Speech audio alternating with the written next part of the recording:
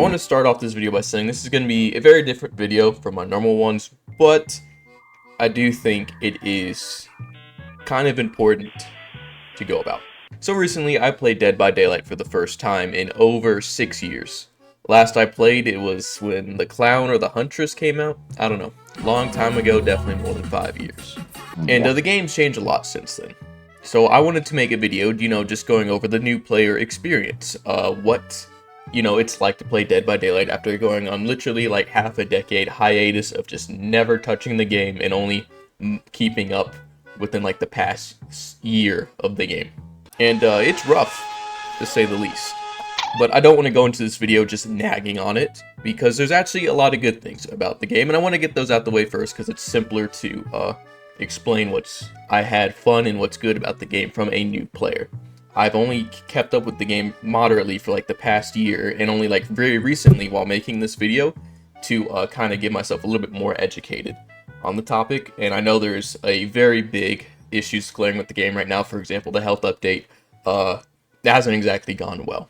So first and foremost, the good things, I had fun. Out of all the things I'm going to say, I want this video to take away that I actually had fun. This game is fun, which is what most games should nail down first and foremost, having a good time. And this game still does nail it. I ultimately had fun, which is probably still why people care and want to play the game and want to see the game improve, because at the end of the day, this game is fun. People enjoy it. I enjoyed it my time here.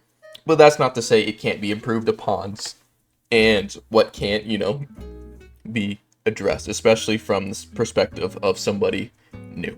It's literally like, these are the 4 matches I played, literally, like first match ever of this game in 5 years till I ended my recording. And I actually have a match I'm going to talk about after I ended my recording, because I kept playing because I was still having fun, about a pyramid head I faced. And spoiler alert, he was face camping and slugging throughout the whole match. Now, this isn't going to be a killer bad nerf killer video. No, that's not what I'm saying. I'm saying what, as me, as a new player, thought of the game. Because these matches I played were very interesting. I feel like I got a taste of the whole Dead by Daylight rainbow of yuck. And so this first match is a perfect example of something that's always going to be here that cannot usually be fixed, at least not easily, from the very beginning, and that is toxicity. This first match in particular, I faced a knight. He was, I have no evidence for this, but he was decent for someone who's played their first match in 5 years. The unnecessary hitting of survivors on hook and slugging and downing for the win is, it's part of the game. But that as a first match kind of, sets the mood up to be like, ew, But that's something that ultimately cannot really be resolved easily. And at the end of the day, it's just kind of like a whatever. Like, it's a nothing really burger. It just kind of is not a good first match to come up against. It's just, toxicity and not very great teammates, even though I did go into the match expecting to lose because I am new. But, it happens. There's no control. I'm not going to knock the game for that. But it does set up the next match I am going to talk about. And that is, honestly, what should have been my first match was that the killer had no idea what they were doing. And they kind of gave up and weren't playing it seriously. Now, this is post-editing Liquid Breath here. I do want to say I just kind of want to re-articulate what I said throughout this section, just because I feel like I kind of sent home the wrong message. But basically... And, we did win this match. We got the 4-man out, which is, fine. Hooray. I should be happy that that happened. But the reason that happened is because the killer gave up. And, the killer wasn't doing well in the first place, which, it happens. Kind of the opposite extreme of the last match I just had. Instead of the killer doing extremely well and the survivors kind of, going out with a faint little fart.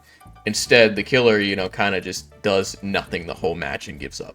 And the reason why that's a bad experience is just because, it wasn't exactly a great match because the killer gave up, What's the point of playing? Which can be very frustrating if it happens to you many, many, many games. But if the killer doesn't try and just gives up, that's not really, fun. That's not a fun way to play the game.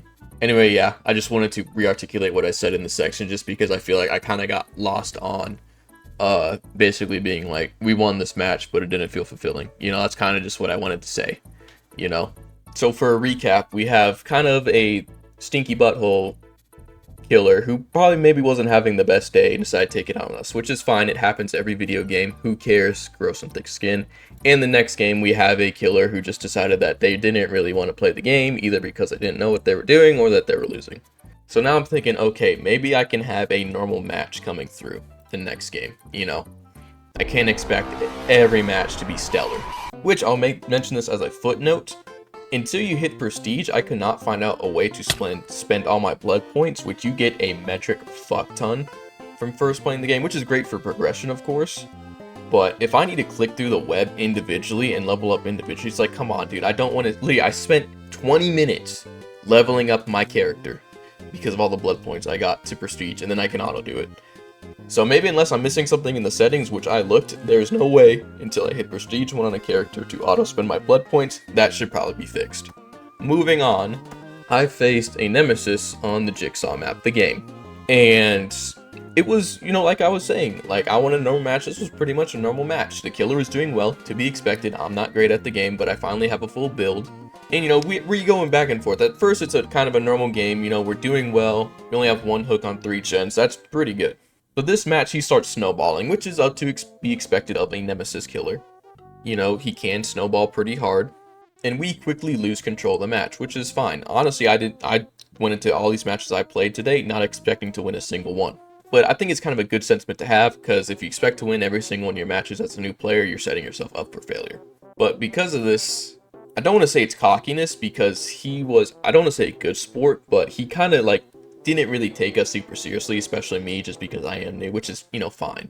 But because of that, he held the match hostage, which basically, I mean, if you're watching this, I'm sure you know what that means, but if you don't, he's basically forcing the match to continue by not getting either one of us out. He's not progressing the killer side, and he's not making us progress on the survivor side by doing gens. He's just kind of, you know, either leaving us slugged, letting us wiggle out, or, you know, occasionally hooking us and then intentionally or unintentionally letting us get the rescue, reset, and just do it all over again. And, you know, the devs of Dead by Daylight have addressed this, and I think a pretty smart way, although I think it could be implemented a little bit better. It's overall not bad, and they have recently addressed some of these. You can now abandon your match if, you know, you go down a certain amount of times without being hooked, or you're left on the ground for a long time, or if all the remaining survivors are bots or like dead or all slugged, you can leave the match with little to no penalty, which I think is, you know, a good thing. But it also, because of that, it doesn't feel rewarding or good to have that happen. Now, is it rewarding to good to have you stay on the ground until you could potentially bleed out? No. But is it the most amazing, awesome fix? No.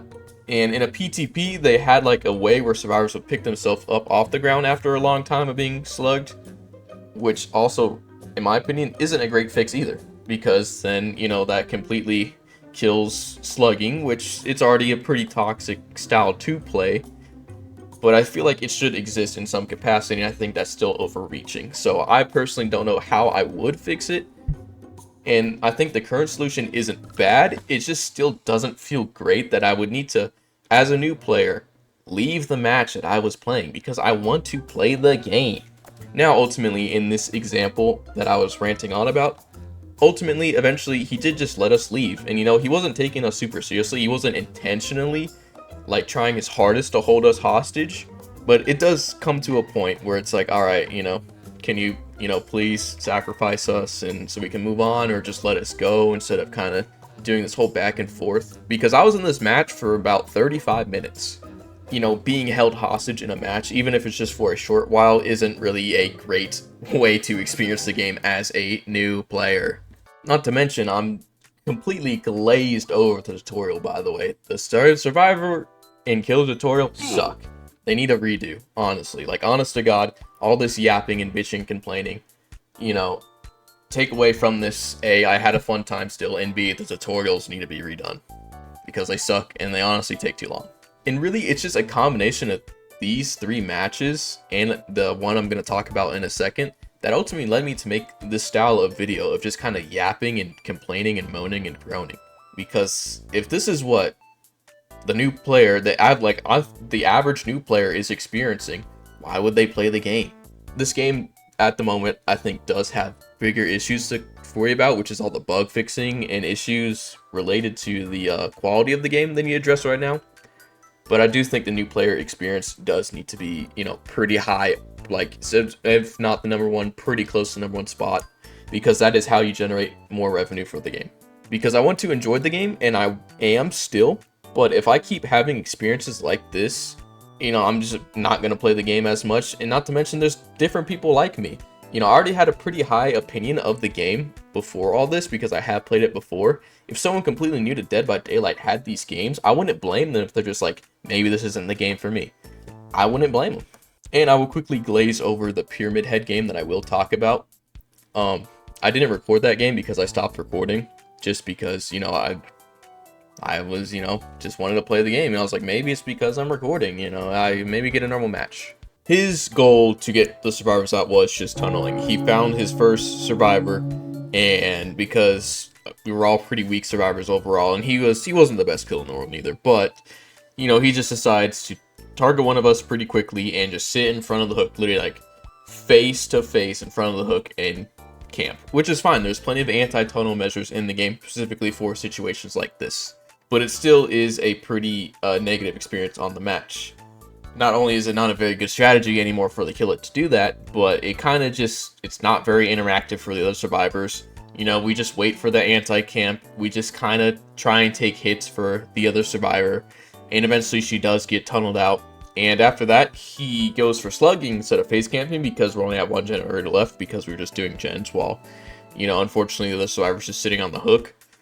And there's not really much we can do about it at this point. But after that, he just goes for, finds another survivor and just slugs and keeps them in the center of the map. The other survivors as well, especially the sentiment of like the other survivor basically just giving up and just laying on the floor up until we eventually coordinate as two solos, by the way, her rescue. Like, she wasn't helping us out either, just by sitting on the floor, just letting the torment, you know, swell around her in the Pyramid Head, basically let her bleed out to death. But eventually we do get the 3-man out, which is, you know, fine. But overall, the tunneling and slugging experience of that, you know, it wasn't exactly the most exhilarating and fun game in the world. But I will admit there is many preventative things from, you know, that being a more effective strategy like it was way back when. So ultimately, that one's not like the biggest deal in the world, but it's still like, you know, not ideal to have, you know, that strategy as, you know, a killer and as a survivor, just because for survivor side, it's very boring, and killer side, you're pretty much not going to win. And I think ultimately, the new player experience needs some improvement. That and the tutorial for the game needs to be explained more. Like, what if people didn't know what some perks did? Sure, they can read the description, but there's like, I don't even know how many perks. There's at least over like 200-300 perks in this game now. I don't know what every single perk does, you know? And you think I'd need to sit in the menu for literally, like, if I want to learn everything in one sitting, for literally like probably hours, days at a time, just gathering information. I'm not even talking about the killer part. I'm talking about the survivor end. Like, something needs to give and change about that. Because I want to like the game, really do. And I do like the game. It's just I don't really know how I would recommend this game to other people unless you have played it before. Coming from somebody who literally played the game for the first time in 6+ years, you know, saying like, hey, I had a great time, but at the same time my games were miserable and I don't know if I would ever play it again because of that, is something that should be addressed.